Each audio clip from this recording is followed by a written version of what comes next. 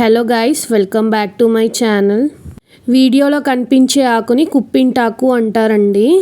ఇదైతే మేముండే ఏరియాలో చాలా చోట్ల కనిపిస్తుంది. దీనికి చాలా మెడిసినల్ ప్రాపర్టీస్ అనేవి ఉంటాయట.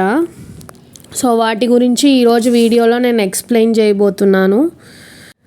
వీడియో ఎండ్లో ఇది ఎలా యూస్ చేయాలి, దేనికి యూస్ చేస్తారో నేను ప్రొసీజర్ అనేది చెప్తాను. సో వీడియో స్కిప్ చేయకుండా చూడండి.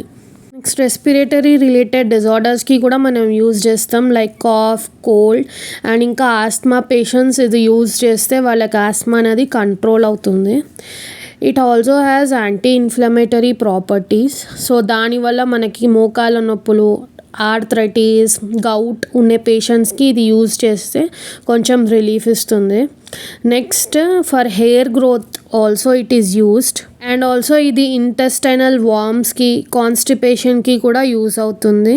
పళ్ళ నొప్పికి కూడా యూజ్ అవుతుందంట.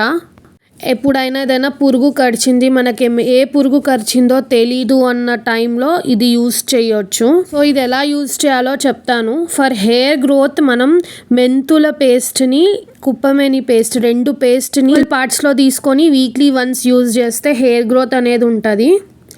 చిన్నపిల్లలకి ఎప్పుడు దగ్గు, సర్ది అటాక్స్ అనేవి వస్తాయి. సో వాళ్ళకి ఒక 5 to 6 కుప్పింటాకులు, తర్వాత వామాకు, తర్వాత తమలపాకు అన్నీ తీసుకొని గ్రైండ్ చేసుకొని రసం అనేది పిల్లలకి తిన్న వెంటనే ఇస్తే వాళ్ళు వెంటనే వామిటింగ్ చేసేసుకుంటారు. ఆ ఫ్లెమ్ అనేది మొత్తం పోతుంది. అంతేనండి. I hope you like this video. Thanks for watching అండి. Please subscribe to my channel. Bell ఐకాన్ని క్లిక్ చేసి పెట్టుకోండి so that upcoming videos miss కాకుండా ఉంటాయి.